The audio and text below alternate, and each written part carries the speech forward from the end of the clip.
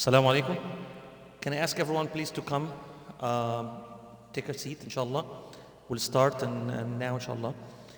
So, Jazakumullah khair all for coming. It's a continuation for our weekend with Sheikh Akram. Imam Akram is from Seattle. He's a native Washingtonian. He was raised there. He's an imam at MAPS in Seattle. He graduated from the School of Psychology at the University of Washington in 2019. He then moved to Dallas to join the Qalam Institute and is enrolled in his final year in Alamiyya. So, disclaimer, of course, this event starting now, and then after Isha we have the second event for the night. And then tomorrow, inshallah, after Fajr, we have one more event and then an event after Asr. So please join us as many as you can, inshallah. The first talk for tonight, which is starting now, the title is Sexual and Gender Identity in Islam. So the disclaimer here is, the age disclaimer is 8 years plus, or if your kid has been exposed to the topics of LGBT, gender in school. So at this point it is the discretion of the parents, right? But the recommended age is 8 plus. We'll start now, inshallah, and then we'll have some questions at the end, inshallah. Bismillah ar-Rahman ar-Rahim. Alhamdulillah. Alhamdulillah. Salatu salam ala Rasulullah wa ala alihi wa sahbihi wa sallam.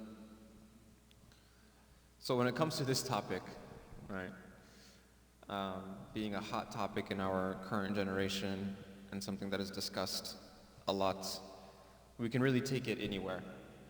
We can take it in a lot of different angles. So, inshallah, what we're going to do is I'm going to briefly do an overview of Islam's theological position on the LGBTQ movement, right? And a lot of the points that I'm going to talk about are pretty much the points that you would find in the, Navigating Differences article that you may have heard about. If you haven't heard about it, just go to navigatingdifferences.com. There's a group of ulama who wrote a theological position on Islam's view on the LGBTQ issue, and there's over 300 scholars that have signed on to it. Imams, shuyukh, community members, youth leaders that have signed on to this document, right? And what's very unique about it is there is almost a consensus and ijma' on the issue.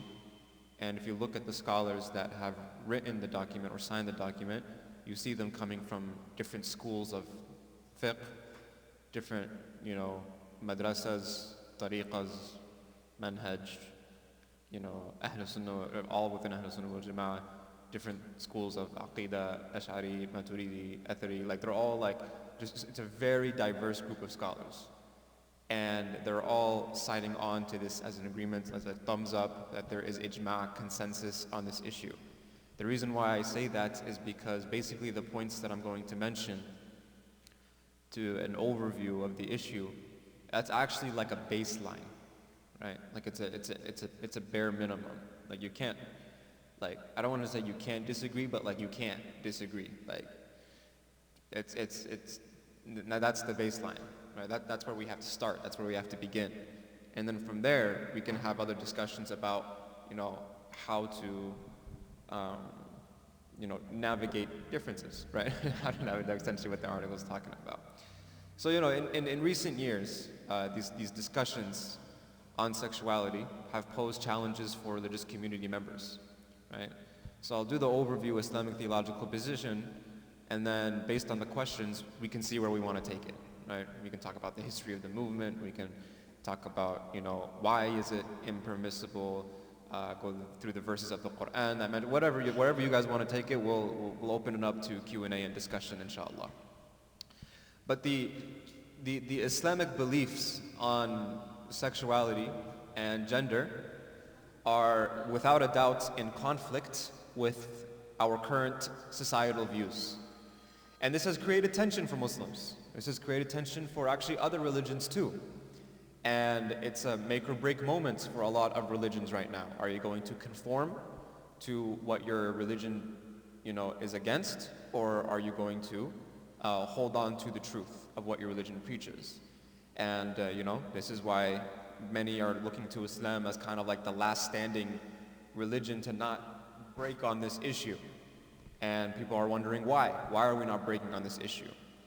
And additionally speaking, there is growing criticism towards LGBTQ practices and beliefs, even from non-religious folk, right? Even from non-religious folk.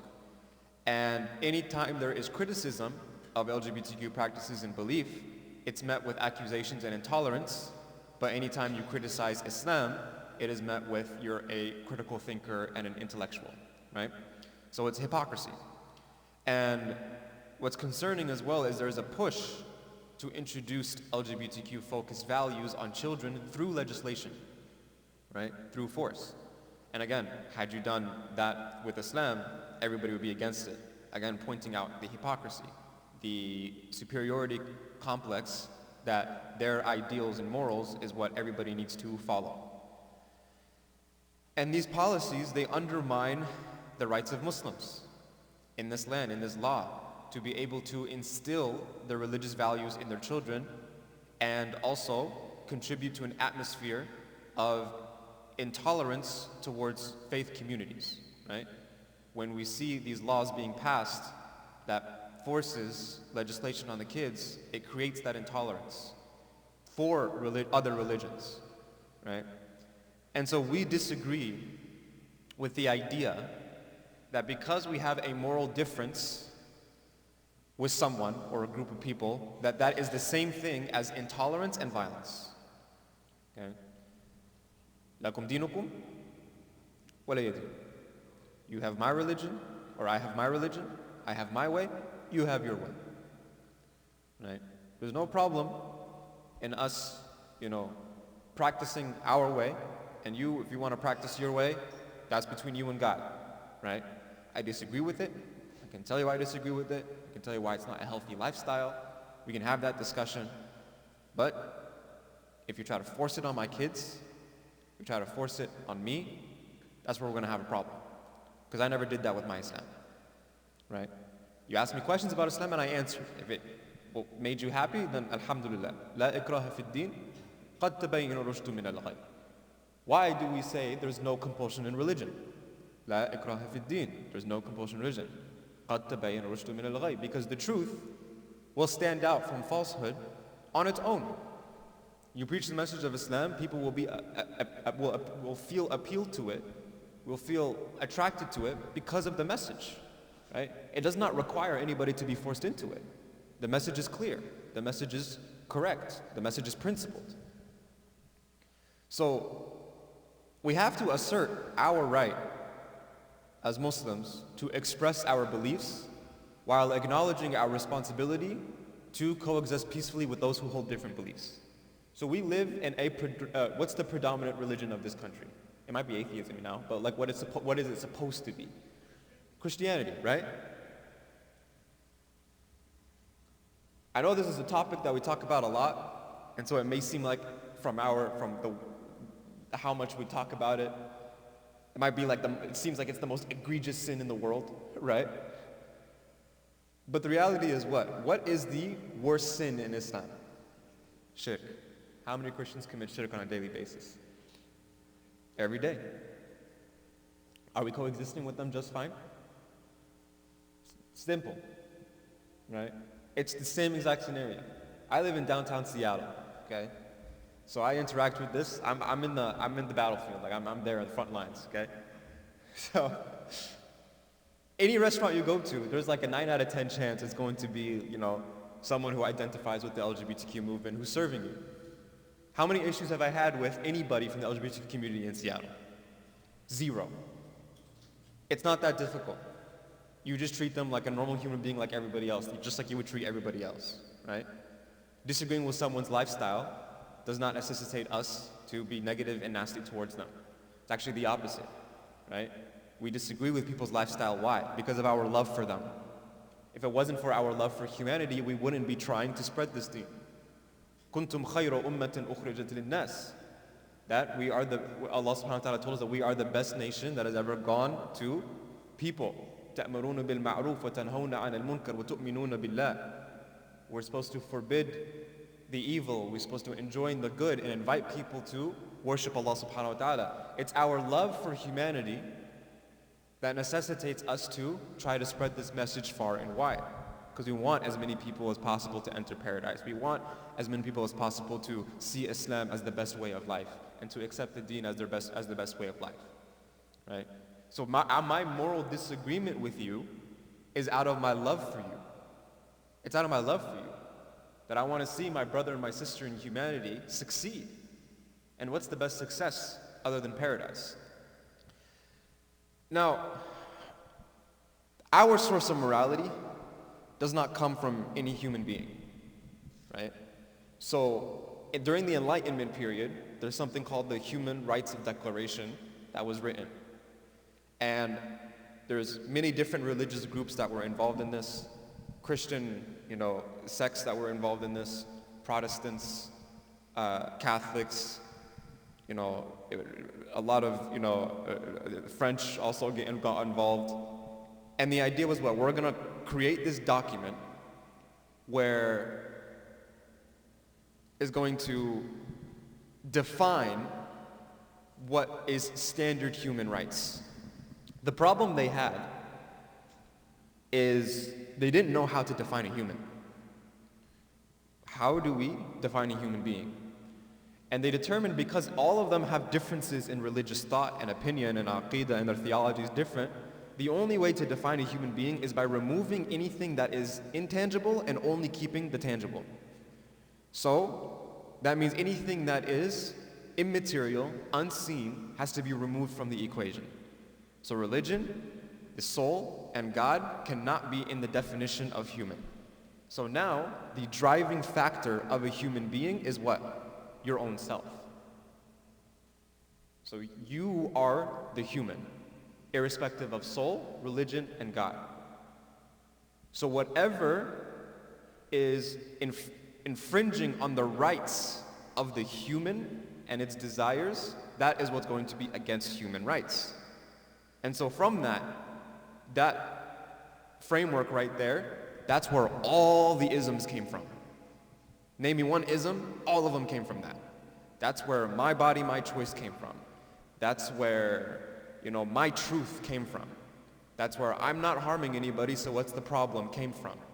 All of that comes from that one moment where they decided we're going to write the Human Rights Declaration, but we're going to remove God, soul, and religion from the equation. Okay? So for us as Muslims, Allah subhanahu wa ta'ala says in the Quran, وَمَا كَانَ لِمُؤْمِنٍ وَلَا مُؤْمِنَةٍ إِذَا قَضَى اللَّهُ وَرَسُولَهُ أَمْرًا أَن يَكُونَ لَهُمُ الْخِيَرَةُ مِنْ أَمْرِهِمْ وَمَنْ يَعْصِ اللَّهَ وَرَسُولَهُ فَقَدْ ضَلَّ ضَلَالًا مُبِينًا. That our source of morality is the Quran. It is not for a believing man or a woman that when Allah and His Messenger decree a matter to have any other choice in that matter, and indeed whoever disobeys Allah and His Messenger has clearly gone far astray. So to accept Islam is what? Is La ilaha illallah Muhammad Rasulullah. I am wholeheartedly surrendering to the will of Allah subhanahu wa ta'ala. Allah's decree is what holds the utmost authority to believers.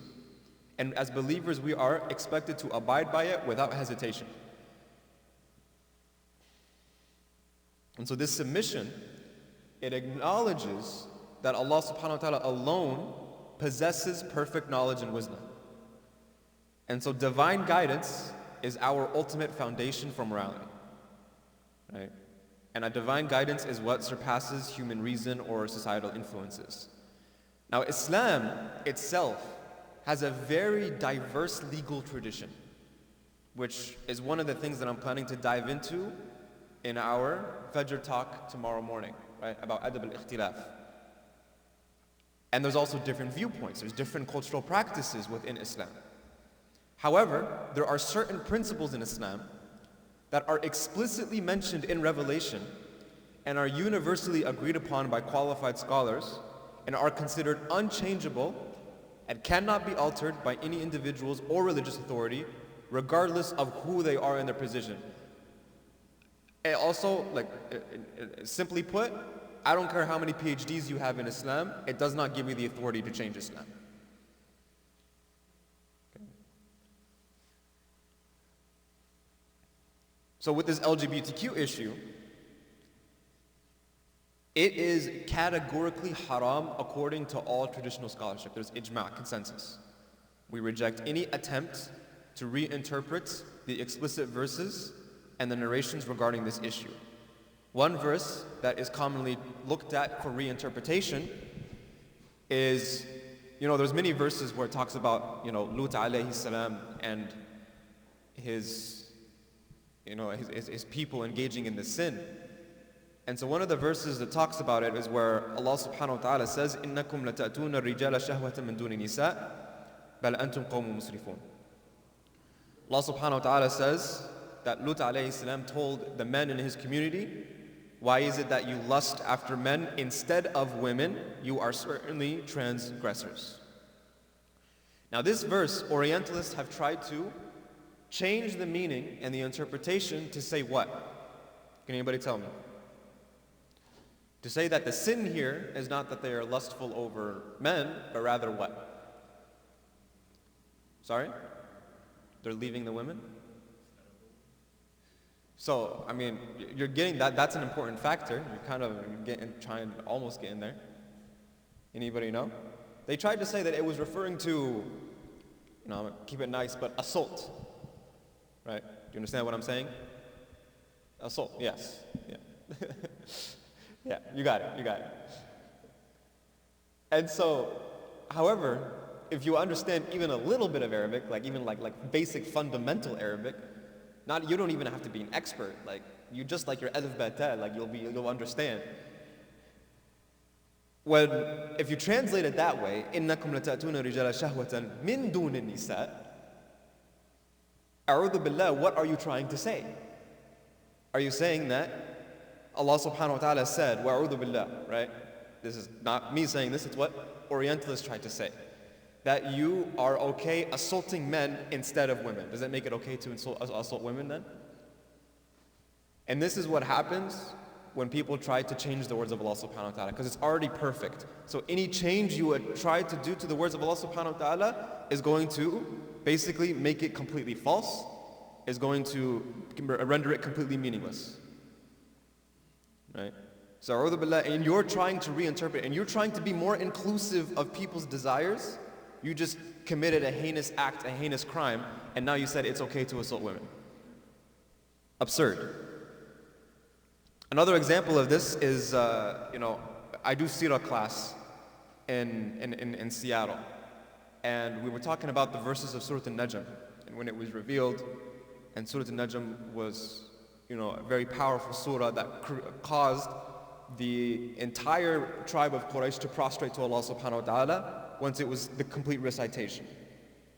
There are extremely fabricated stories about something called satanic verses, right? And what they acclaim, and they're all fabricated, right? It's also funny that Orientalists question hadith literature, but then are fully willing to accept fabricated hadith. It's a very ajib principle that they have. But this says that the Prophet ﷺ accidentally said words of disbelief while he was reciting the surah, and it caused basically affirming and saying that it's okay to worship idols, and that's why everybody in Quraysh prostrated. Okay? And so they assert this ridiculous story into the surah, but the surah itself refutes that claim. That's the beauty of Allah. When you try to input ridiculous stuff, at least do a little bit of research and read the surah that you're trying to change. What does the surah say in the beginning part of the surah? وَمَا يَنْطِقُ عَنِ الْهَوَى إِنْ هُوَ إِلَّا وَحْيٌ يُوحَى. So you're telling the Muslims to believe these verses exist, but they were removed from the Quran, but at the same time, you are also affirming that that chapter says in the Quran that the Prophet ﷺ does not speak a word out of his own desire. Anything he says is revelation. So the surah itself just refuted your claim. You understand? Does everybody understand what just happened, right? And so this is what happens. Allah humiliates people that try to lie against the Quran, that try to lie against His deen, that try to lie against His people, and that's the same humiliation that happens when you go into a hospital and you claim that a calendar is a list, right? Ridiculous. So this is what happens. And so Allah subhanahu wa ta'ala says, وَتَمَّتْ كَلِمَةُ رَبِّكَ صِدْقًا وَعَدْلًا لَا مُبَدِّلَ لِكَلِمَاتِهِ وَهُوَ السَّمِيعُ الْعَلِيمُ. That the word of your Lord has been perfected in truth and justice. None can change His words, and He is the all-hearing and the all-knowing. So by the decree of Allah subhanahu wa ta'ala, sexual relations are only permitted within the bounds of marriage. And marriage can only occur between a man and a woman. So in the Quran, Allah subhanahu wa ta'ala explicitly condemns sexual relations with the same sex, which I just recited to you. And even more than that, premarital and extramarital acts with people of the opposite gender, right? Everybody knows there's two genders, right? Okay, just making sure. Just making sure. I told you I'm from Seattle. Like, I just gotta make sure everybody's on the same page here. Okay? So, is also prohibited in Islam. So actually, what's interesting, when you look at it from the Islamic perspective, sexual relations as a default is haram. There's only one scenario that makes it halal. And that is what we have to keep in mind, right? Otherwise, if we look at it the other way around, that in default it's halal, and then there's exceptions, then that's where you're going to fall into a lot of these issues, right? So because the default is that sexual relations is haram, and there's only one scenario that makes it halal, which is marriage between a man and a woman, you have to now, as the the opposer or whatever it may be, you have to now prove that other forms of sexual relations are halal. The onus of proof is on you, right? Wallahu alam. But anyways, moving on, Allah subhanahu wa ta'ala says in the Quran very clearly, لا تقربوا الزنا إنه كان فاحشة وساء السبيلا. That do not go near zina, right? Adultery, extramarital relations, premarital relations. It is truly a shameful deed in an evil way. And as we talked about yesterday, fahisha is the sins that are associated with indecency, right? So anything that involves the private parts, sins that involve the private parts, they're considered to be fahisha. So these aspects of Islam are clearly defined in the Quran, and there is consensus among the scholars. And when there's ijma' on an issue, it becomes an authoritative proof. Because a Quran verse, is it possible that two scholars can see one Quran verse and have different interpretations of the verse, right? Very famous one is the verses of wudu, right? Verses of wudu. Do you need to do it in order? Is it obligatory to do it in order? Does it have to be to the elbows or include the elbows? Like, there's different interpretations that could happen there, right? But when a verse is, the whole traditional body of scholarship is agreeing on the definition of this verse, that makes that an authoritative statement, right? So there's no difference of opinion here, right? For 14 centuries, there was no difference of opinion on this issue. The difference of opinion on this issue arose in the past few decades, right? And again, even those who had differences of opinion on this issue, most of them aren't even Muslim in the first place. They're Orientalists who are trying to read Islam and project their own morals onto the deen and what they call morals, right?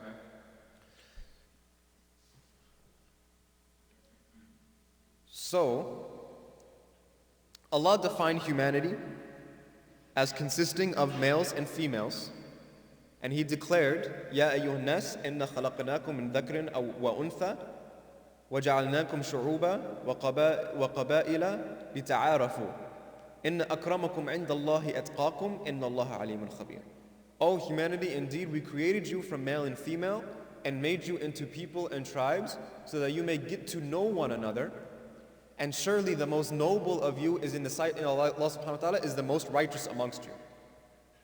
So Allah subhanahu wa ta'ala in this verse he simultaneously affirmed, right, that there's a sacredness to masculinity and femininity, and then he also affirmed that sexism does not exist and racism does not, or not sexism doesn't exist, but there's no sexism in Islam and there's no racism in Islam, right? Because inna akramakum indallahi atqakum. The people who are better or superior in the eyes of Allah subhanahu wa ta'ala are those who are the most righteous amongst you. Now why did he say that? Because that's the only thing that no one can see. I don't know how righteous you are. Technically speaking, I have no idea how righteous anybody is in this room. Right? No one knows how righteous I am in this room. I might give a lecture and go home and curb stomp puppies or something like that, right? No one knows how righteous I am, secretly. So the only person that knows that is Allah. So your value in the eyes of Allah subhanahu wa ta'ala is going to be ranked based on your righteousness, not the color of your skin, not your gender identity, not the way you were born, etc. And this is also important because masculinity, as I mentioned, and femininity are both sacred concepts in our deen. Islam recognizes that there's a spiritual equality between men and women before Allah subhanahu wa ta'ala, and it also acknowledges that they have distinct characteristics and roles, one not being better than the other. So the Prophet ﷺ regarded women as equal partners to men. However, he also explicitly discouraged imitating the outward appearance of the opposite gender. He said that there's cursed men imitate women and cursed women who imitate men. Right? So this can apply to outward appearance, this can apply to, just a generality in terms of roles, the defined roles, right? There's roles in Islam that are flexible and there's roles in Islam that are defined. And the example of this is like the example of the sun and the moon to the earth. Imagine a child is the earth and the parents, the mother and the father, are the sun and the moon. Okay? The moon has a function that keeps the earth running. The sun has a function that keeps the earth running. If the moon acted like the sun and the sun acted like the moon, or tried to fill the function of the moon, how quickly would it be before the earth is destroyed? Probably a matter of seconds. It's done. So this is the example of our family structure today, and the family structure that Islam has given us. Each one has a separate role, the man and the woman, the husband and the wife, the father and the mother. Each role is equally as important and honorable. Our problem as a society is we have failed to give it equal weight. And therefore, there are people that want to establish other rules that is not meant for them. Right? Being the breadwinner of a family seems like an attractive idea until you actually try it. It's hard. It's a responsibility. It's not a luxury. It's not a luxury. Being the leader of your family is not a luxury, it's a responsibility. If you oppress anybody in your household, you're gonna get it bad on the day of judgment. It's a scary responsibility, right? So, further, Allah subhanahu wa ta'ala calls on humanity to respect His wisdom in creation. So in Surah An-Nisa, Allah subhanahu wa ta'ala talks about people that try to alter the creation of Allah. And He basically says that people that are trying to alter the creation of Allah, they are people who take Satan as a guardian instead of Allah, and they have certainly suffered a tremendous loss. Right? You can actually probably argue from our tradition that although from a spiritual perspective, we're going to give the role of a man and a woman equal weight, you can argue from an Islamic perspective based on our tradition that the woman's weight is the role of the woman actually has more opportunity for reward. More opportunity for reward. Prophet ﷺ said Jannah belongs under the feet of who? The mother. They didn't say the father. Somebody asked about, who should I love more, my mother or my father? He said, your mother, your mother, your mother, then your father. 3 times your mother. So 3 times more love to your mother than you do your father. Right? So there's more opportunity for reward in that role. And so we as a society have to remember that and give that honor to those roles. That proper honor, that proper respect that it deserves. Because it's not an easy role. It's not an easy role. It's a very difficult role. Now, Islam generally forbids also medical interventions that are aimed at altering the sex of healthy individuals, even if they decide to call them affirming or confirming or whatever. However, Islam allows individuals that have biological ambiguities, such as disorders of sexual development, or someone who might be born, with ambiguity, to seek medical treatment for corrective purposes, not altering purposes. Right? Also in Islam, there is a distinction that is made between thoughts, actions, and identity. So according to Islamic beliefs, people are responsible for their actions and words, but not for their involuntary thoughts and feelings. Our Prophet Muhammad ﷺ said that Allah has accepted my dua to forgive the whispers in the hearts of my followers as long as they don't put action into it or utter it, right? Because we can utter sinful words as well. So in Islam, a person's identity should not be defined by their sinful actions, right? We do not belittle a human being by identifying them based on their desires. We show more honor and respect to humanity than that. So it's not allowed for us as Muslims to take pride in labels that categorize people based on their sins, right? Additionally, Islam also emphasizes the importance of privacy, and we don't pry into other people's lives or publicly discuss their sexual behavior. So Allah subhanahu wa ta'ala says in the Quran, يَا أَيُّهَا الَّذِينَ آمَنُوا اجْتَنِبُوا كَثِيرًا مِنَ الظَّنِّ إِنَّ بَعْدَ الظَّنِّ إِثْمٌ وَلَا تَجَسَّسُوا وَلَا يَغْتَبْ بَعْضُكُمْ بَعْضًا أَيُحِبُّ أَحَدُكُمْ أَن يَأْكُلَ لَحْمَ أَخِيهِ مَيْتًا فَكَرِهْتُمُوهُ وَاتَّقُوا اللَّهَ إِنَّ اللَّهَ تَوَّابٌ رَحِيمٌ. O believers, avoid suspicion, because suspicion, spying is sinful. And do not spy or backbite one another, because would any of you like to eat the flesh of their dead brother? So Allah subhanahu wa ta'ala is comparing backbiting and spying on your brother or sister as the equivalent to eating the dead flesh of your brother or sister. It's a very nasty thing, basically, right? You would despise that, right? So fear Allah, and surely Allah is the acceptor of repentance and the most merciful. And Allah subhanahu wa ta'ala also says in Surah An-Nur, إِنَّ الَّذِينَ يُحِبُّونَ أَن تَشِيعَ فَاحِشَةٌ فِي الَّذِينَ آمَنُوا لَهُمْ عَذَابٌ أَلِيمٌ فِي الدُّنْيَا وَالْآخِرَةِ وَاللَّهُ يَعْلَمُ وَأَنْتُمْ لَا تَعْلَمُونَ.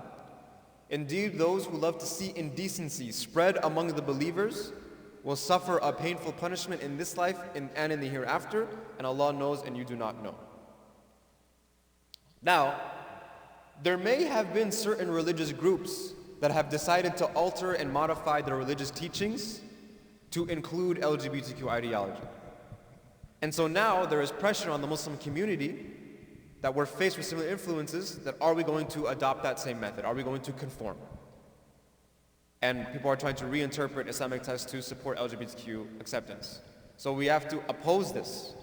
We have to oppose this endeavor on theological grounds, since these principles of sexual ethics fall under a category of Islam that is unchangeable. Right? It's unchangeable doctrine, and it's not open to revision. So Western academics and Orientalists who endeavor to alter sexual ethics in Islam cannot diminish the significance of traditional scholarship.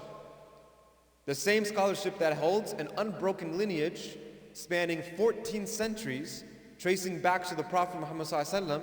If you ask any Orientalist or Western professor who their teacher's teacher is, they won't even be able to tell you. Guarantee you in 20 years, they won't even remember the name of their own teachers. But Islamic tradition, anybody that has studied and has ijazah can not only point to their teacher, but can point to their teacher's teacher, their teacher's teacher's teacher, their teacher's teacher, and go all the way back to the Prophet Muhammad ﷺ. Now, as I mentioned in the beginning, we understand that we have moral principles that differ from those who advocate for LGBTQ ideology or LGBTQ supporters.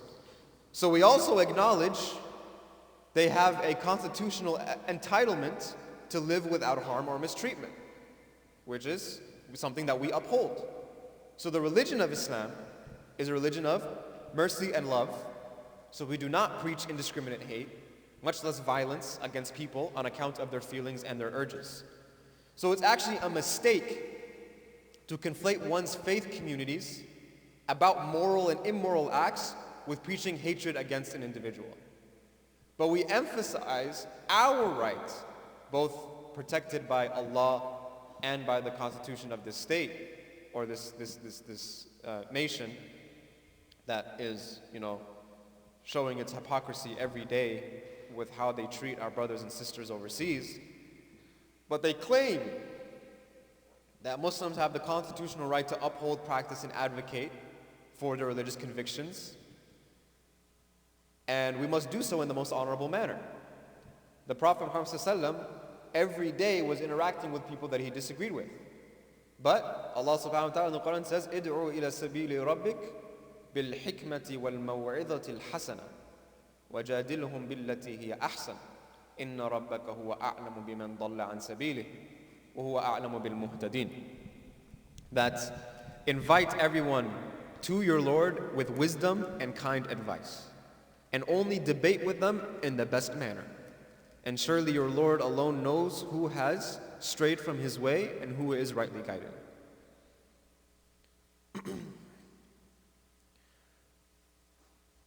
So living without fear or legal consequences of being marginalized is actually essential to our religious freedoms in America. So in order for us to have peaceful coexistence, it has to go both ways. You can't expect me to tolerate your ideology while at the same time you don't tolerate mine.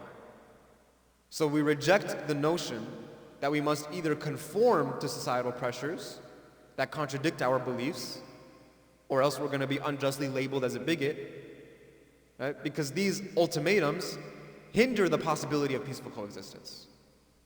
If you try to force your ideology and your morality onto me, you are going to hinder any possibility of coexistence, because we didn't have a problem before. We didn't have an issue before. As Muslims, we need to urge policymakers to safeguard these religious freedoms because it prevents harassment from both sides, and reject laws that limit faith communities' rights. If you really want to be a group that claims to be committed to nonpartisanship, then you have to collaborate with diverse religious and political groups and uphold constitutional rights and justice for all, not just for who you think deserves it or who doesn't deserve it, etc. Right? And this is where, unfortunately, but really not unfortunately because we saw it coming, because anything that's man-made is going to fail, this is where liberalism falls flat on its face. It claims to be accepting of all, but you can't be accepting of all if all is going to have disagreements. At the end of the day, you're going to have to pick something as your methodology, as your way, as your truth. And then you're going to have to hold everybody to that standard. Right? And so you've chosen what that standard is. You've made it very clear what that standard is. And clearly, traditional religion, being Islam, Christianity, Judaism, or whatever it is, does not conform to those values. We also have to call on any Muslim public figure to uphold the sanctity of our faith and refrain from making any pronouncements on behalf of Islam. Because this happens a lot too, right? So anything that is associated to changing what is established about Islamic teachings about sexual and gender ethics, we're against it. It is important to understand that intentionally rejecting, advocating against, or misrepresenting Allah subhanahu wa ta'ala's will also has very severe spiritual consequences that can undermine a person's belief. وَمَنْ أَظْلَمُ مِمَّنْ افترى على الله كذبا أو كذب بآياته إنه لا يفلح الظالمون. That who does more wrong than those who fabricate lies against Allah or deny His signs? Indeed, the wrongdoers will never succeed. And to those who are maybe facing desires beyond the boundaries of Allah subhanahu wa ta'ala. Remember, even the most righteous person can sin. Every Muslim, no matter their sins, can seek forgiveness. But exercising self-control and devotion to Allah subhanahu wa ta'ala is commendable. The spiritual reward matches the struggle. Our purpose is to prioritize Allah over desires and to never compromise our faith. So, we pray for strength. We pray to be steadfast in commitment to our ideals. Every person in this room has desires that they're ashamed to admit. They do. But that's our struggle that Allah subhanahu wa ta'ala has given us. And we have to try to, fight against those struggles. We will also never reject anyone from coming into our space. This is also another extreme. Whether they're outwardly showing, inward, whatever it is, it does not matter. Everybody is allowed in our Muslim spaces. However, we will not conform our spaces for the sake of comforting those who reject Islamic values. What is haram will always be haram. But while you and I walk through the door full of sin, we leave that sin behind in an attempt to repent to Allah. So in Islam we have a bar. That bar is high. It's a very high bar. And if we cannot jump up and reach the bar, we don't lower the bar. Rather, what we will do is we will strengthen you, strengthen your legs and your ability to jump so that you can reach the bar. Right? That's how we find that inner peace, that contentment in loving submission to Allah subhanahu wa ta'ala. Right? That's the most liberating feeling. Because everybody here submits to something, here and outside. You're either going to end up submitting to your desires or you're going to submit to God. And what's more liberating is being able to control your desires and submit to the one who created your ability to have desires in the first place. That's what is going to feel true liberation. And that is what is considered honorable in the eyes of Allah subhanahu wa ta'ala.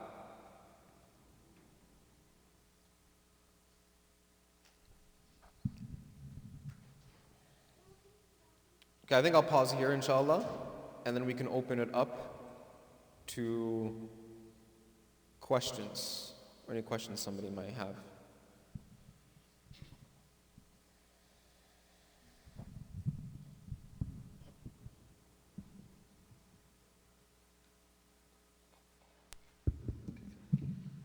Okay, Assalamu alaikum. Jazakallah khair, Sheikh Akram. Please, if you have questions, please come to the microphone so this is also captured and everyone can listen to them. Inshallah. So the plan here, inshallah, we have time from now until maybe 7:45.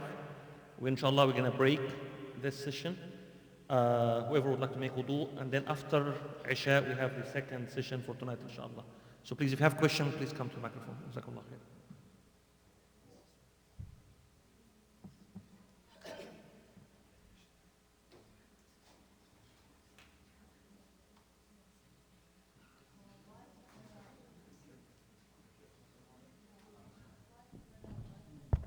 What's up, Bill? You guys had a lot of questions yesterday. What happened?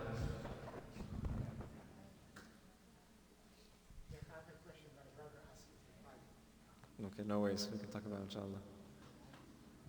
You have a question?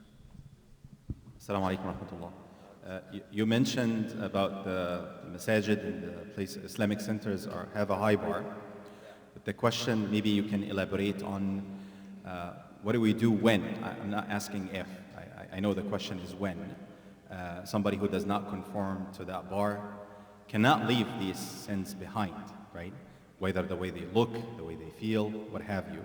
So what can a Muslim community do to help them, but also preserve the identity and our internal conformity? Very good question. So it's going to depend on the circumstance, right?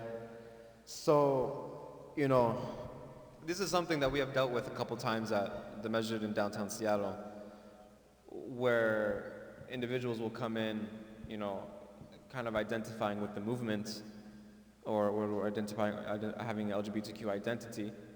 And there's a couple of things they need to keep in mind. One,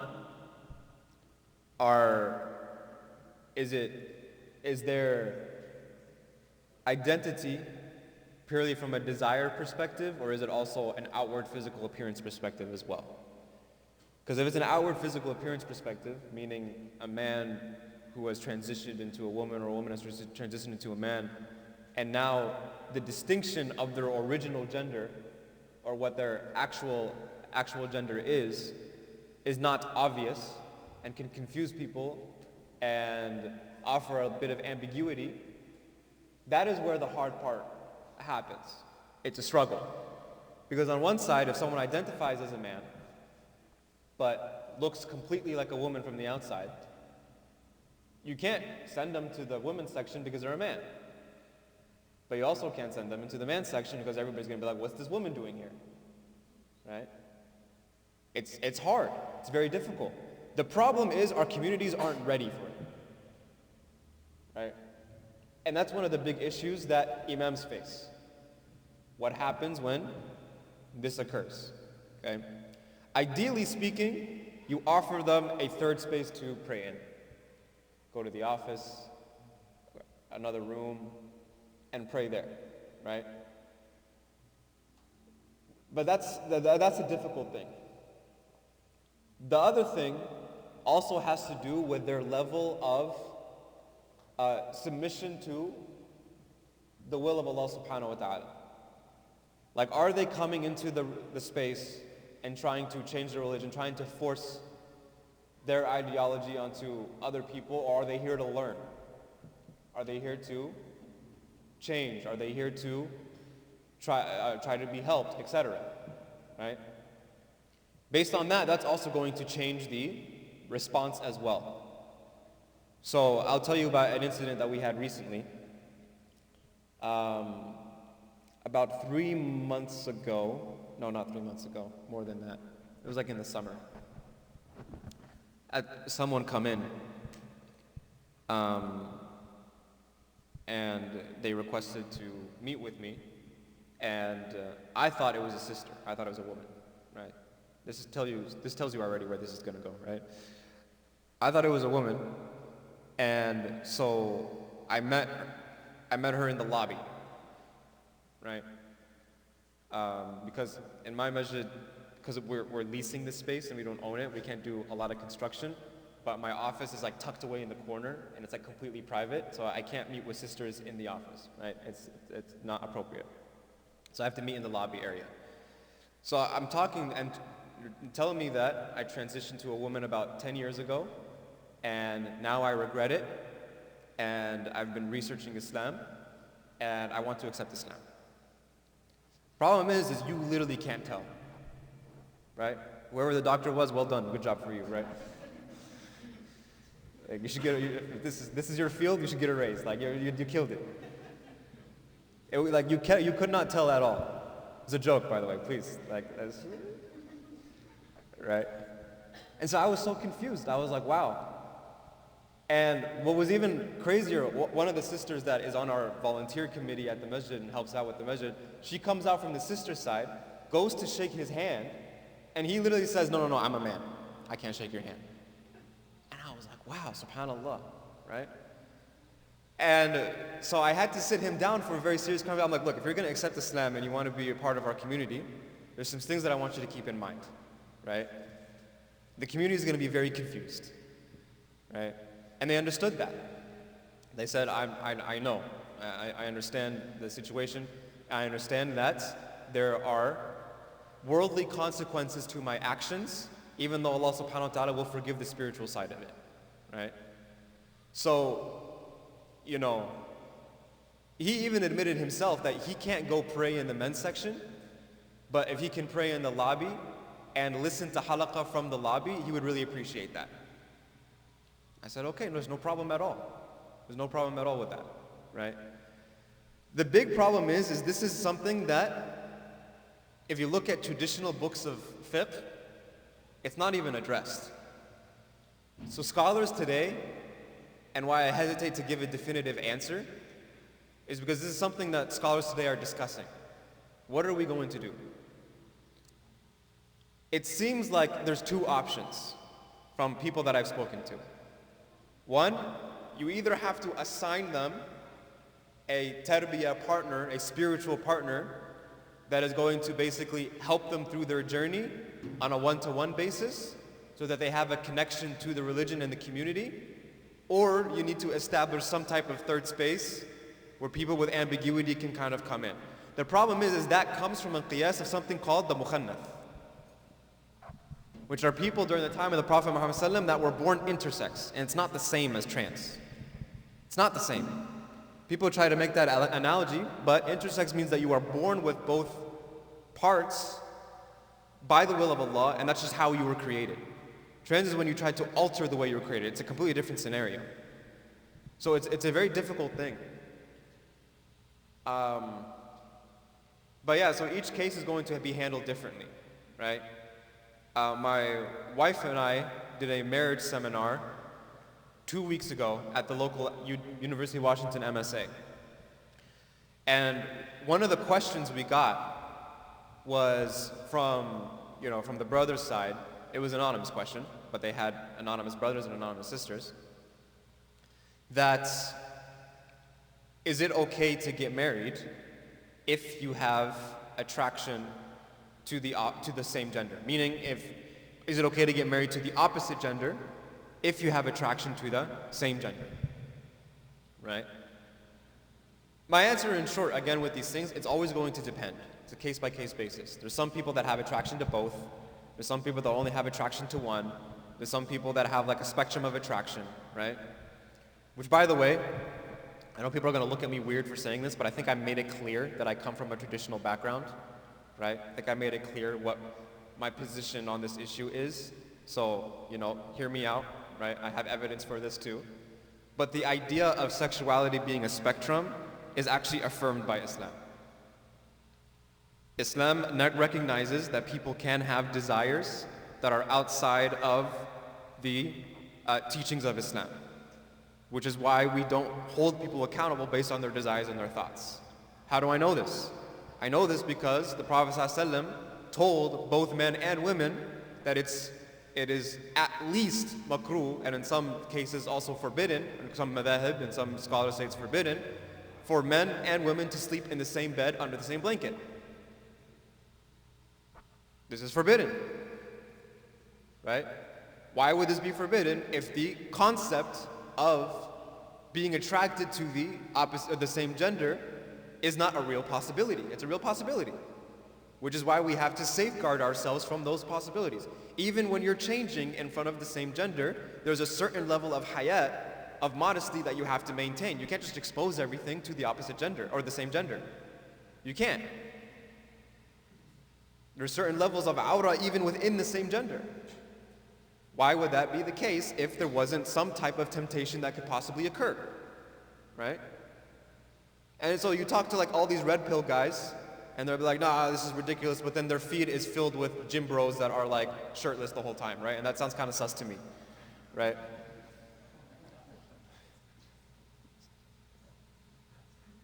So I mean, we have to acknowledge that these desires actually do exist. And there are a lot of Muslims that have support groups like, the Wahid Jensen's Away Beyond the Rainbow podcast. Wahid Jensen's, by the way, is a pseudonym name? What is it? Pseudonym, yeah, sorry. It's pseudonym because, he obviously doesn't want his real name to be out there, but he's a Muslim who experiences same-sex desires, and he talks about his experience withholding and his spiritual path to Islam and all that kind of stuff. It's a very good source, right? There are support groups, right? There is something called the Muslim Struggle that's ran by somebody by the name of Ustad Yusuf Salam, also same concept, pseudonym, right? And they have support groups for this stuff. That people have these desires and they still want to be Muslim. And that's what Islam is. We all have desires, but we know that Islam is the best way of life. And so our submission to God, our controlling our desires, that struggle is going to be what's rewarded. So anyways, in short, I told the person, or I answered the question, And I essentially said that it's going to depend on the scenario, right? If you can see yourself being happy in a relationship with the opposite gender, despite sometimes having same-sex desires, then yeah, go ahead and get married. I don't see any issue with it, right? Same way as like, when two people get married, when a man and woman get married, do they suddenly become completely unattracted to the opposite gender, anybody else outside the opposite gender? I'm sorry to tell you, that's not how it works. Right? If you're attracted to the opposite gender, you will still be attracted to other people of the opposite gender even after you get married. Right? I'm sorry if I just broke some hearts today. That's the reality. So you still have to control that desire. You still have to control it while being happily married. No problem. Now there are scholars, I found there's two camps with this issue. Some scholars say that you should tell the spouse, right, about this so that they're aware and they're not blindsided by it. Or others say you don't have to expose your struggles and your desires. I actually align with the latter. I don't think there's any reason to expose if it's not going to cause harm in the relationship, right? Anything that's going to cause harm in the relationship should be disclosed, but everybody has personal struggles, and there is no reason to expose that to your wife or to your husband in any scenario, right? No, I say that because the person that asked the question actually came up to me after the session and told me I'm the person that asked it. I'm the one that experiences same-sex desires, and I need someone to talk to about it, because I find that when I just talk to someone about it, it helps me keep it in control, right? People just want support, man. People just want support. And that's why we have to make our spaces open for these discussions and for people that are experiencing these desires to not just be completely turned away. When an alcoholic, when a drug addict comes to the masjid, right? We don't turn them away. Most of the time we don't turn them away. So why is it we turn them away? We shouldn't, right? We have to be principled in everything that we do. Principled. So if we're going to treat one sin a certain way, we got to treat all the sins the exact same way. We're against this sin, but anybody that has these sins, we're going to try to help you as best as we can, out of, like I said at the beginning, our love for you. Our love and respect for humanity and mercy and rahmah for humanity. Wallahu ta'ala alam. I know it wasn't a definitive answer, but that's the issue. We don't have a definitive answer, right? And inshallah, one day we will. Maybe when scholars spend a lot more time researching these issues, we'll have more definitive answers, inshallah.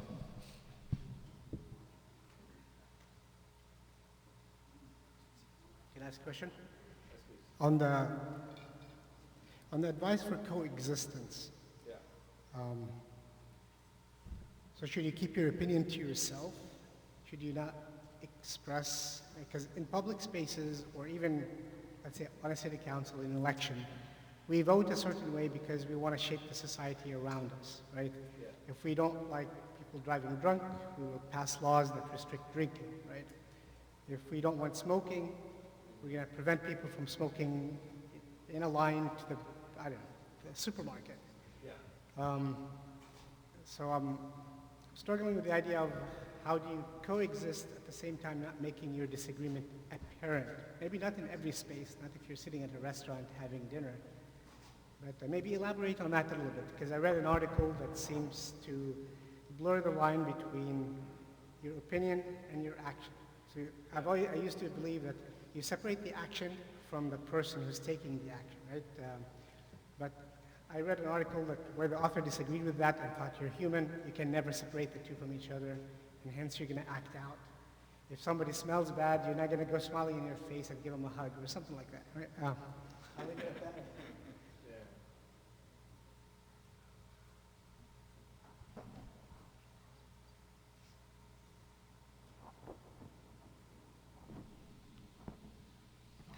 So,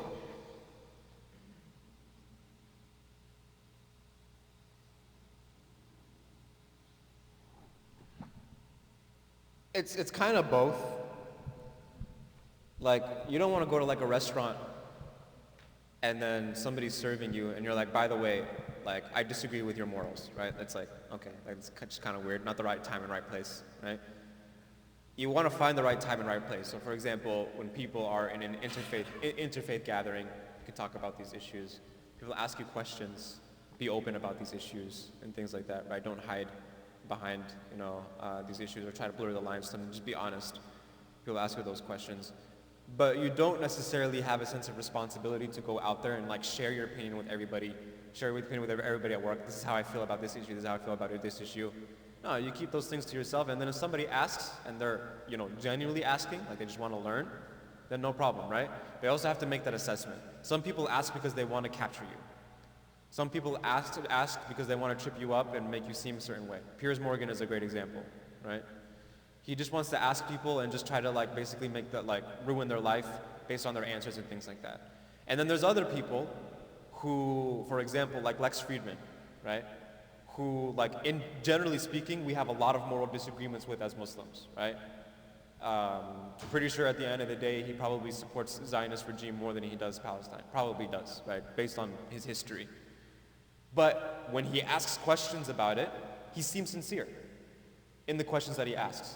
He lets people talk. He lets people finish their thought, right? He doesn't ask them, tripped up questions. Doesn't ask them to condemn anything and things like that, right? So you have to assess also what the person is, who is asking the question, how they're asking the question. Because if they're asking the question in a way where they're not even going to listen to you in the first place, there's no reason in engaging. There's no reason in engaging at all, right? So that's the way I would approach it. And you look at the life of the Prophet Muhammad ﷺ, he was giving da'wah to anybody that would listen, right? For 23 years, basically. He was giving da'wah to anybody that was, because that was his job, that was his duty as a messenger. So, you have to consider the fact that the Prophet ﷺ probably interacted with hundreds of thousands of people in his lifetime. How many debates did he engage in? Does anybody know the number? It's single digits, by the way, just to give you a hint. 6. 6 debates total in the seerah of the Prophet Muhammad ﷺ. 23 years, hundreds of thousands of people that he talked to. Why? Because the debates that he actually engaged in were the ones that there was actually benefit in engaging in it, right? Either people were sincere about the questions that they asked and you would give da'wah and they would accept or not accept, or people weren't being sincere in their questions and he wouldn't even bother to engage with them, right? He wouldn't even bother to engage with them. Does that answer the question, or is there a little bit more to it?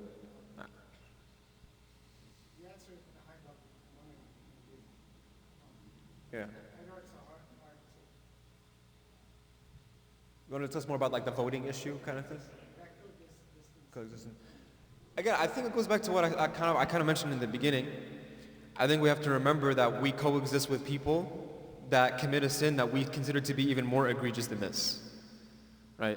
Christians are committing shirk on a daily basis, which is the worst sin in Islam, in our view, to associate partners with Allah subhanahu wa ta'ala. And our relationship with them in this country is more or less good, right? We don't have issues. There's no civil war between Muslims and Christians in the United States, right? So I think one thing, again, I feel like we isolate the LGBT community and we're like, we have to treat them a certain way, right? But the reality is, if you treat them just like everybody else, no one's gonna have a problem. And as a matter of fact, that's what they want. I think that because sometimes we go to the opposite extreme, that they think that we're going to be treated differently by the Muslims than they treat everybody else, right? And that is in part why there's so much fear from that community, of the Muslim community, and why the Muslim community has so much fear of them too, right? You're trying to force our religion on us, and you're trying to force your religion on us, and et cetera, et cetera, et cetera, right? But we're not operating on that lakum dinukum waliya din and treating them the same way we would treat any other group in this country. Yeah. 100%, yeah. But somehow we process those things differently. Mm-hmm. Christians believe in Trinity. It seems normal, but somehow we have a clear-cut understanding of where we stand and what we don't accept. Yeah. Like when the books in school start to express society as it looks like, well, there are families like this, and families like this, and families like this. We begin to weigh how our kids are going to process it. So it's this processing phase that Yeah. trying to tease out. So that's where the normalization part occurs. When they start trying to pass laws forcing certain morality on our kids and on our thing, that's where we have to draw the line, right? That's where we'll be like, okay, we can't do this, right? Because it would be the same way as if they start preaching in the schools that you have to worship Jesus unconditionally, right? We would also step in and be like, no, we can't. Khalas. This is where our so-called coexistence ends, right? We can't. The same way you don't want me to force my religion down your throat, you can't do that to me, right? And I think there's a wisdom here to recognize. So when it comes to the seerah, people try to analogize what point in the seerah are we in our current context? Are we in a Meccan phase or are we in like an Abyssinian phase, right? The reality is it's kind of a mixture of both. It's not one or the other. But one thing that I want us to recognize from the Abyssinian phase is when the Prophet ﷺ sent the companions to Abyssinia, he told them to lay low. And he told them that for a reason, right? You're not the dominant majority in the country, so go in there and be abrasive and expect everybody to conform to your religion. You're going to get yourself kicked out before you even have an opportunity to enter the culture, right? But if you work amongst the people, you show good moral upright character, and then you show a lot of cohesion with the society, and you're able to practice your religion freely without compromising on your values, and allow other people to practice their religion freely, because that's what the law of the land is, Christianity. Same way in Abyssinia, it was Christianity. So there are a lot of Christians that are practicing Islam around the Muslims. But when they saw that the Muslims were upstanding people in society, had a lot of good moral character, the people loved them, the king loved them, right? Then people in Abyssinia started to accept Islam, right? Through that da'wah, like, oh, okay, so, what is this thing that they're practicing? What is this thing that they're preaching? And then it kind of comes in and you see it, right? And this is what happens in our societies today. So many non-Muslims, what are they thirsty for? They're thirsty for the meaning of life. They don't know what the meaning of life is, right? And so they're searching, and then they come across this Islam, and they go and ask about it in the masjid, and then, before you know it, shahada as it happens. Alhamdulillah, right? So I think there's a lot of, I'm not going to say it's exactly the same, but there's a lot of wisdom that we can learn from that scenario. Yeah.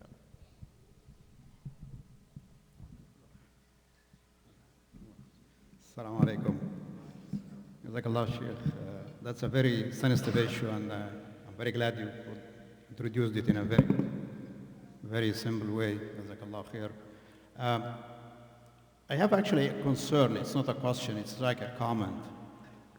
If I go by the درء المفاسد مقدم على جلب المصالح, in the case that we may accept a person that he or she is very obvious, different from the other two genders, the risk of that, if you bring a rotten apple or a bad apple and put it in the box, you may destroy the whole box or most of the box, and that's a concern. I'm not saying this is my opinion, but I'm just raising a concern about that.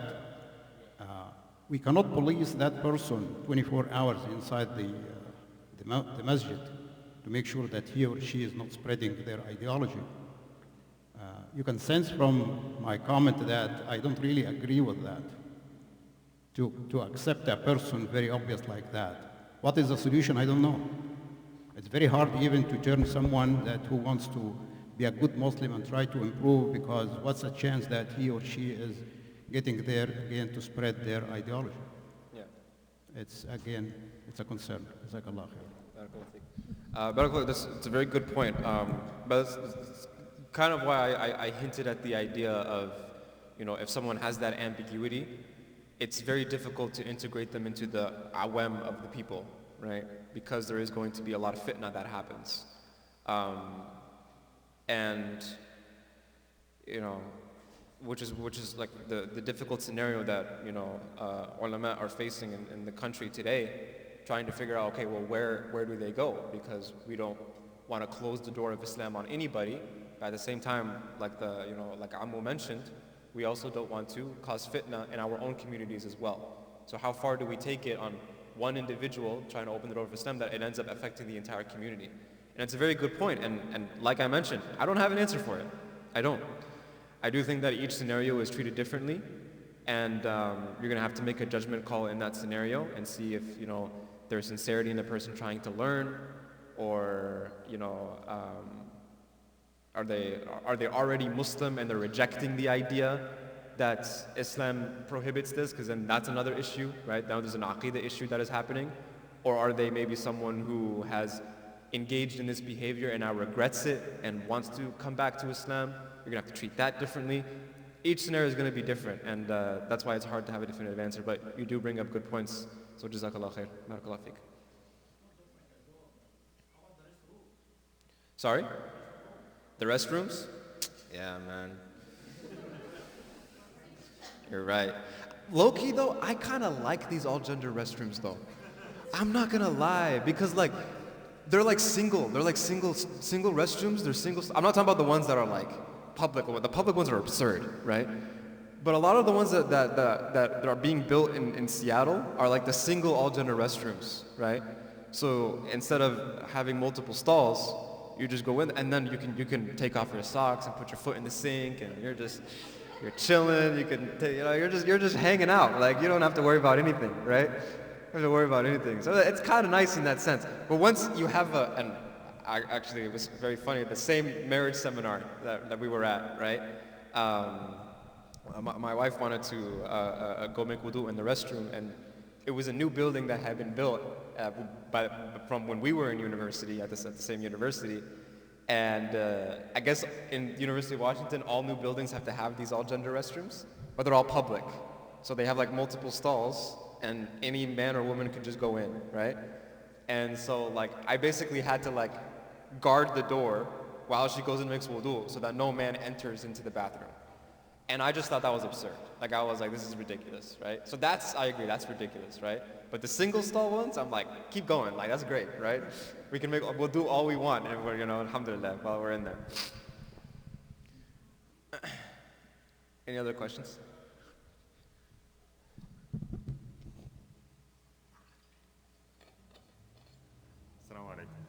Assalamu alaikum. So, as we see the attacks on Gaza, the LGBTQ group is a big supporter for the Palestinian cause. Mm-hmm. And one of the discussions I had with some of my friends, what if at some point of time, during this whatever political atmosphere that group needs support, are we expected to provide similar support? I mean, from religious point of view, is it like Sulh Hudaybiyah, where allies from the Mushrikeen came in alliance with the Prophet? But also there is that argument, if that moment at that protest was your last moment in your life, is this a place that you would like to be at? I'm not sure if I was clear, but yeah. Okay. Check one. So, the brother's asking the question, like the LGBT community, they are amongst the forefronts of the people that are helping us in America, right? We see them fighting for liberties of Palestine. We see them fighting for the freedom of the people in Gaza. So don't we owe them the same, right? They're already facing violence and marginalization. And does our religious rhetoric add fuel to the fire? So first of all, we acknowledge that they have helped us in civil rights. And we learn from the seerah that anyone who helps us, there's no problem in us thanking them. No problem in us thanking them for that help. We appreciate that help, right? As a matter of fact, we expect humanity to stand with truth and justice. So, Mutam bin Adi was a mushrik who helped the Muslims. The Prophet ﷺ accepted that help and he praised him when he died. His shirk did not stop, but the Prophet ﷺ thanked him for his good. So thanking someone for their good does not mean that we're going to help someone in their evil. Right? We have a moral obligation to stand up against oppression and a moral obligation to stand against that which displeases Allah. Anything other than that, we do not stand up for. And if anybody needs some generic help, no problem. If you're hungry, we'll feed you. We won't ask you about your sexual orientation, right? Somebody wants to build better healthcare, we can come together for that, no problem. Right? Easy. We can cooperate on a common good. Let's battle to make the age of drinking lower. Sorry, I cannot join you in this cause. Right? Lakum dinukum waliya din. Now, if there is a call, and I'll be one of the forefront of people to say this, if there's a call in America to go and commit violence against the LGBTQ community, I would expect the Muslims to be at the forefront and say, stop. Now we're going too far. Right? This is not what our deen preaches of us. Right? Transactional help is not principled. What did I say? Transactional help is not principled. If you will not stand for me because I don't preach your lifestyle, then I'm fine not receiving your help. I'm sorry. Right? The cause of Allah has never been about numbers. Never been about numbers. The truth always prevails, no matter how small the amount. Right? Allah subhanahu wa ta'ala, He says what? فَلَمَّا جَاوَزُهُ وَالَّذِينَ آمَنُوا مَعَهُ قَالُوا لَا طَاقَةَ لَنَا الْيَوْمَ بِجَالُوتَ وَجُنُودِهِ. That we're small in number. How are we going to defeat Goliath and his warriors? What did the people amongst Dawood alayhi salam say? قَالَ الَّذِينَ يَظُنُّونَ أَنَّهُمْ مُلَاقُوا اللَّهِ كَمْ مِنْ فِئَةٍ قَلِيلَةٍ غَلَبَتْ فِئَةً كَثِيرَةٍ بِإِذْنِ اللَّهِ وَاللَّهُ مَعَ الصَّابِرِينَ. How many times has a small force vanquished a mighty army by the will of Allah, and Allah is always with the steadfast. Salahuddin al-Ayyubi is also another great example. Right? The Battle of Badr, great example, outnumbered. Battle of Khandaq, also outnumbered. Right? Multiple times the Muslims are outnumbered. The Battle of Hunayn was the... is it the Battle of Hunayn? Were majority. Yes, correct. Battle of Hunayn, the Muslims were the majority. Who won that battle? Not the Muslims. Right? And we take that, from the seerah, we take that as a lesson because the companions were very confident that they were going to win. Right? And then they didn't win. And so Allah taught them a lesson that it's never been about the numbers, it's just been about the help of Allah. Umar ibn Khattab, radiallahu anhu, when he was the Khalifa, there was some young tabi'een who were with the companions. And at this point, Umar ibn Khattab's rule has extended really greatly. The Muslims are wealthy. Muslims are living good life. So the tabi'een, they haven't seen in their lifetime something like this before. Right? So they're lining up for battle. And on the other side is the opposition. And the tabi'i that narrates this story says that I saw nothing but metal for like a very large, like they were armed to the teeth. And he began to tremble. And Umar ibn Khattab looked at the tabi'i and basically said, first time? Right? And Umar ibn Khattab was like, we were with the Prophet during Badr, we were with the Prophet during Khandaq, this is nothing, no problem. And they went and they won, right? So the help of Allah has never been about numbers. Now an excellent book in this regard that I encourage everybody to read, especially if you're going to be engaged in activism. And I think as Muslims, there might be a communal obligation that we have today to engage in politics, engage in activism in order to protect our brothers and sisters in Palestine. Right? So we have a lot of humanitarian disasters and crises around the world, but policy precedes disaster and narrative precedes policy. If we have the right narrative as Muslims, it can influence policy. If you have the correct policy, we will have less humanitarian disasters. So there is this obligation that we all are engaged in the narrative of what is happening in Palestine. Now how we engage in that is extremely important. And there's a whole class that we can do with this on our own, but Imam Dawood Walid, he has a book called Towards Sacred Activism. If you're going to be engaged in political activism for our brothers and sisters in Gaza, you have to read this book. You have to read this book, right? I'm just saying that as like a general kind of thing. I'm not saying it's actually fun to read this book, right? Like if you don't read it, nothing's gonna happen to you, okay, I promise. But it does an excellent job on how to participate, right, in coalition building and work alongside folks that have different ideologies towards the same goal without compromising our faith, right? Without compromising our faith. Wallahu ta'ala alam. Does that answer the question? Alhamdulillah. Jazakallah khair. Imam Baioumy, that's the author, Towards Sacred Activism. Assalamu alaikum wa rahmatullah. First of all, jazakallah khair, Sheikh Akram, for the talk. It was really nice. What I liked is you put everything into perspective. So you put this whole topic as a sin, like any other sin in Islam. And in our community, how can we deal with those sins? Like, I see it as the same thing that if some woman take off her hijab. How are we accepting the woman coming to the masjid? If they wanna, or if we wanna still them to come to the masjid, to be able to, like, offer help or still, like, listen to something to return it to their practice. So how do we achieve this balance? We still doesn't wanna our kids to be affected by this, but at the same time, we would like to help the person who sins, because if we didn't offer the help, they're gonna continue on that. So you have to look at it from two perspectives, okay, this issue. The first thing, from a spiritual, theological perspective, that is where we have to treat it like every individual as if it's just like a normal, not normal, right? We don't want to normalize sin, but just like any other sin, right? So if somebody comes to the masjid with a drinking problem, we're gonna, try to help them. Somebody comes to the masjid having same-sex desires or desires to change their gender or whatever it is, we're gonna help them. So that's one way that we have to approach it from a religious, spiritual perspective. But we also need to acknowledge that there is another aspect to this, which is the political community engagement with this.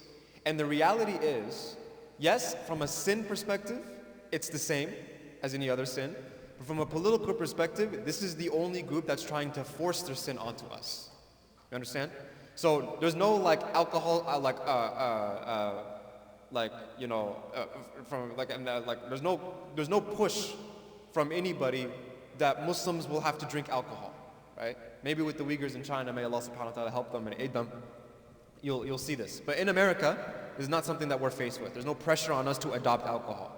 There's no pressure on us to engage in zina, right? They might try to tempt us towards it, but there's no actual like force that's happening. This is one of those that they're actually trying to force it onto our kids. So we have to treat it differently from that perspective, right? So now that we've discussed the religious spiritual side of it, we have that on one side. From a political side now, we have to address it differently as well, because it's being forced on us in a different way. And that is where we're going to have to engage with schools and try to get our kids outside of the curriculum if we can. By the way, just a fun fact, there's actually been more success in that than I thought. Right? I'm gonna be honest. I was very pessimistic at the idea of public school teachers allowing Muslim kids to opt out of the curriculum, but most of them have. There's only one incident in Washington where the person didn't, but like hundreds have. Like hundreds of kids have actually been dropped out of the curriculum, right? And it actually is due to a lot of pressure from the Muslim community, right? That we're just not going to budge on this. So you're either going to have to show that you have bigotry, or you're going to have to accept it for what it is, right?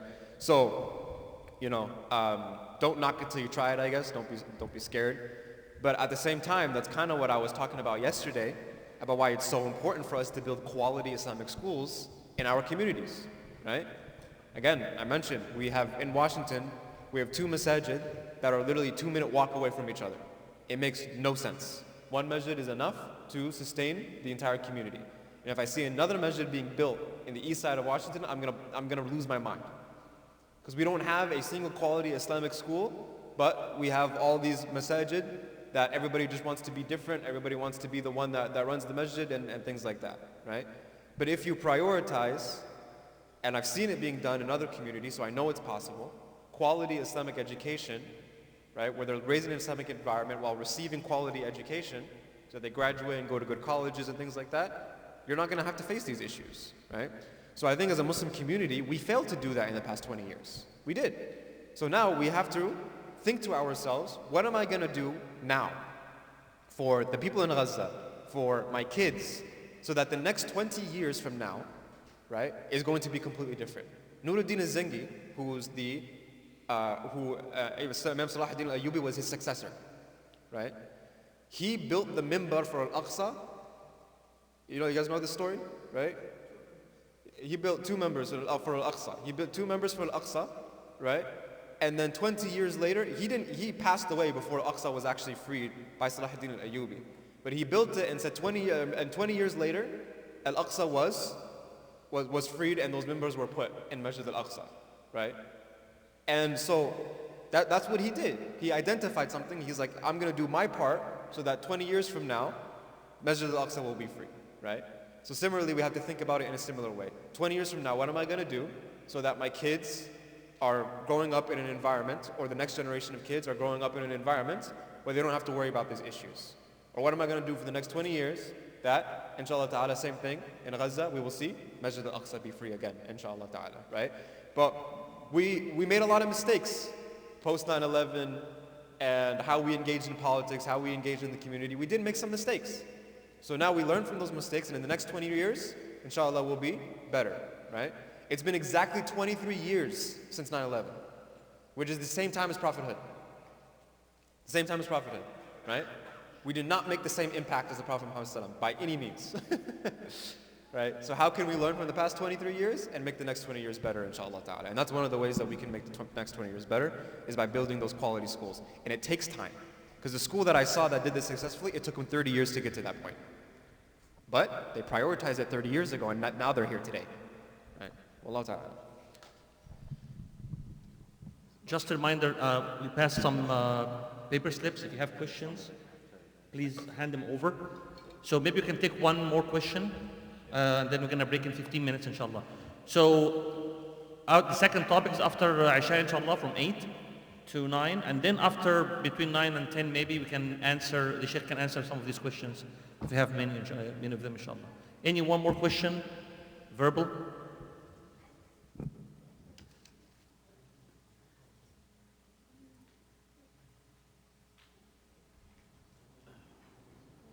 Assalamu alaikum.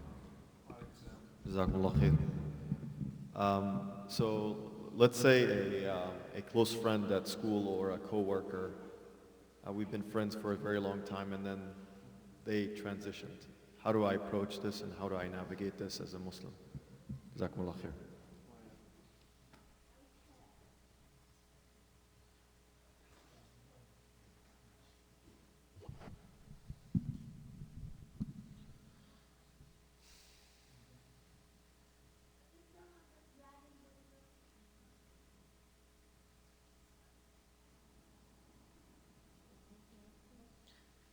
It depends on your level of relationship with the person, right? So is this like a coworker or like a close friend? Like friend, right? And I guess a follow-up, have you guys like talked about this issue before? Or not? Not generally, right? So they don't know your position on the issue, right? Okay. I mean, first of all, I think as a general principle, your like best friends, people that you're close to, the people that you look to for influence, for guidance, for assistance, for help, and that type of stuff, should always be similar in ideology, thought, and religion as you, right? This is what the Quran preaches, that we don't want to take those who, right, who are of other faiths, other ideologies, as your close friend, right? Because they will never truly be pleased with you unless you fully adopt their ways, right? لَن تَرْضَ عَنْكَ الْيَهُودُ وَلَا النَّصَارَى حَتَّى تَتَّبِعَ مِلَّتُهُمْ, right? So that's one thing, right, that you want to keep in mind.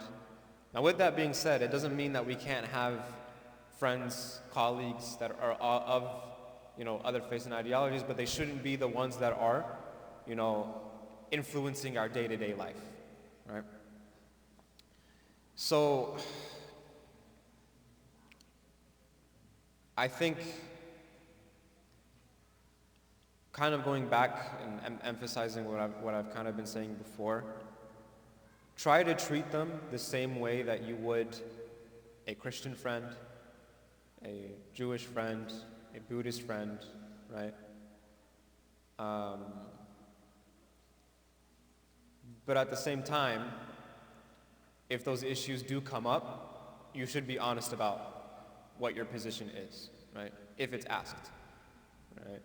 And I anticipate that if they know you're a Muslim, they probably will ask it at some point, right? How do you feel about this? And if you're honest and they don't like it, you know, as long as you did it in a respectful manner, then so be it, right? I mean, this dunya is short. We're not here to, you know, cater to people's happiness if it goes against Islam, or cater to people's desires. We're going to be respectful as much as we can, and you know, people move on, right? How many people here have lost friends in their life before? Right, raise your hand if you've lost a friend in your life before. Like not through death, but just like you just outgrew each other, right? I'm surprised the hands aren't raised even higher, right, or more. Like everybody, it happens. It happens. I had a lot of close friends in high school that I didn't want to upset because of certain like ideological issues, and I don't even talk to them anymore. And I'm like, what was the point of like spending a lot of time trying to appease that? Wallahu a'lam. Wallahu a'lam. Okay, so there's a lot of questions here. Let me try to.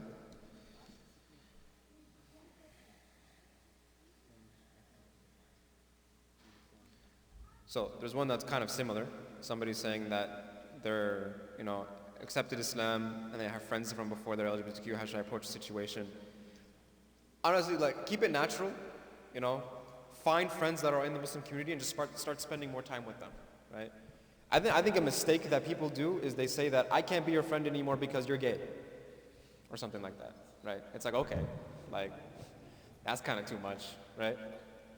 But if you just spend more time with the Muslim community, right? Find Muslim friends, find Muslim people that you want to hang out with, and you just prioritize hanging out with them, naturally people will just kind of start to drift apart. And there's going to be no hard feelings. It's going to be like, okay, you just outgrew, you just have a different way, a different, you know, way that you want to pursue. And that's completely okay, right? The problem is when people are like, I can't be your friend anymore because this, right? It's like, why'd you have to go doing all that for? Like, you know, you didn't have to break the person's heart. People just naturally drift apart. It's, you know, just incorporate yourself more with the Muslim community and incorporate yourself with those Muslim friends, go out with them more, make plans with them more, and then naturally it will happen on its own. Okay.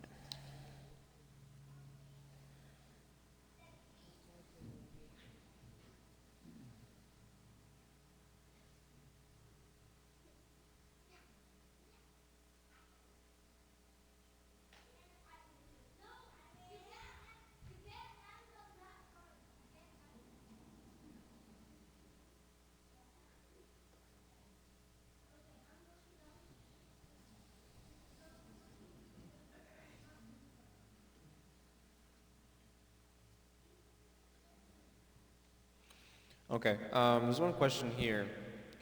It's kind of related, but I think it's, or it's not really related, but I think it's important, so I'll address it.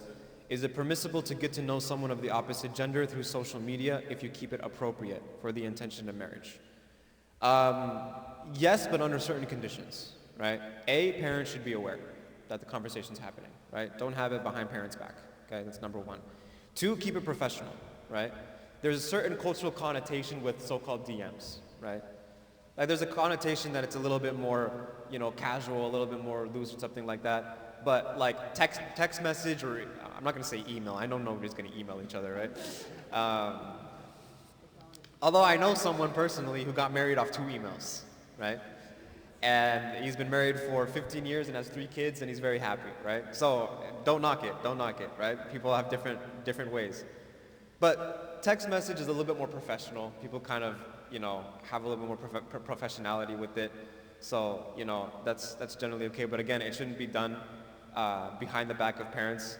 And I don't think parents need to be able, they don't necessarily need to read every message, but they should know that a conversation is happening. And the second thing is there has to be a curfew that is set, right? A time window of when you can actually communicate.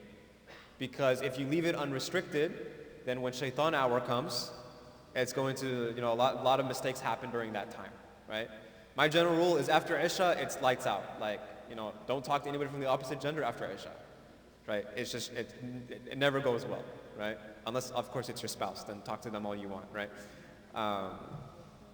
Yeah, wallahu a'lam.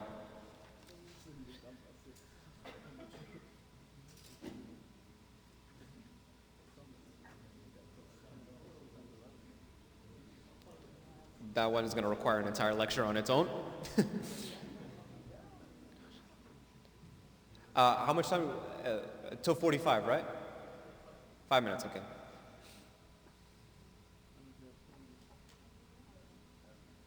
I'm kind of confused by this question, so I'm just going to ignore that for now.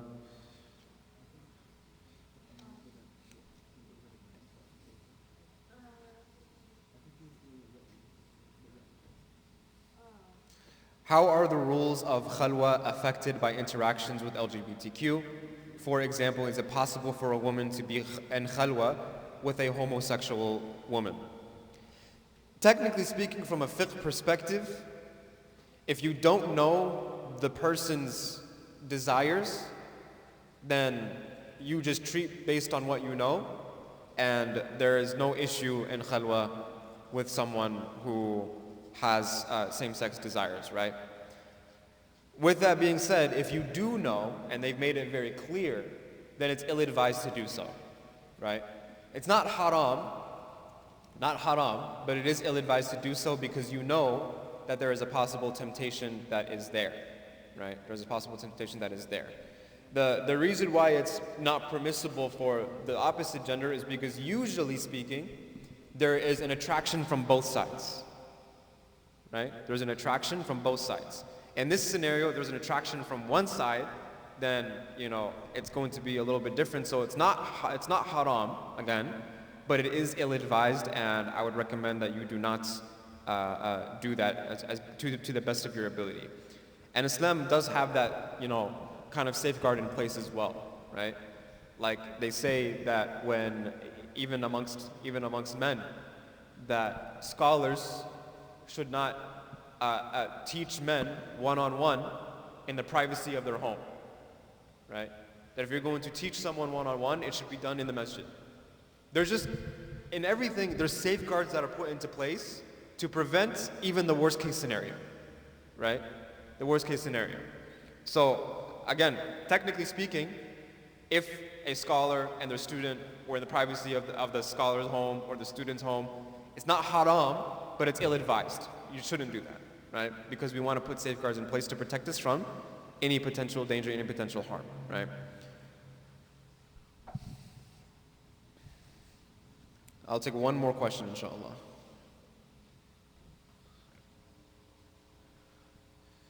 Let me see if there's something on topic.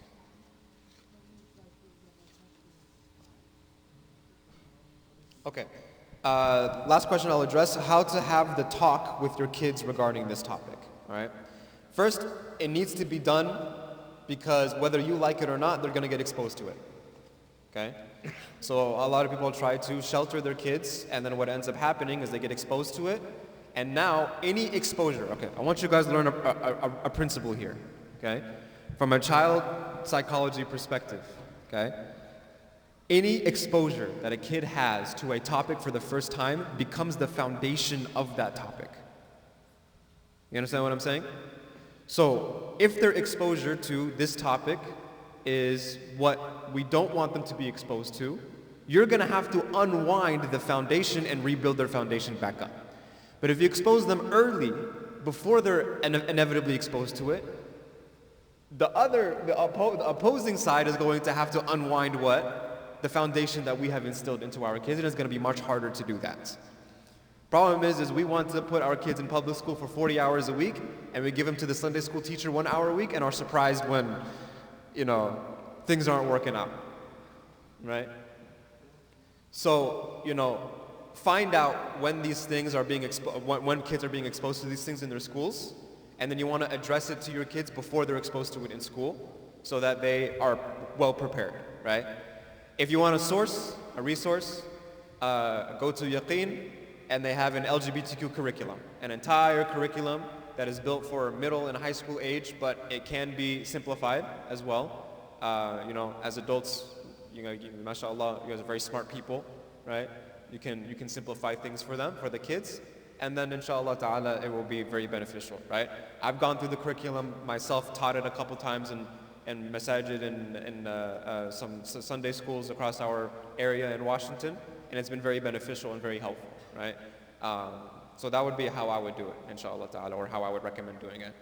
But we'll pause here, inshallah, so that we can take a break for Isha, and then we'll resume with a different topic after Isha, inshallah ta'ala. And jazakumullah khairan. Assalamu alaikum wa rahmatullahi wa barakatuh. Alaikum assalam wa barakatuh. Jazakumullah, Sheikh. So as mentioned, inshallah, we'll break now. If you'd like to renew your wudu or make your wudu, after Isha, we're going to have the second topic for tonight, which is wisdom behind trial through hardship. It's going to be 1 hour, followed by more questions, inshallah. Please stay and join us, inshallah, after that. Jazakumullah khair. Allahu Akbar, Allahu Akbar. Allahu Akbar, Allahu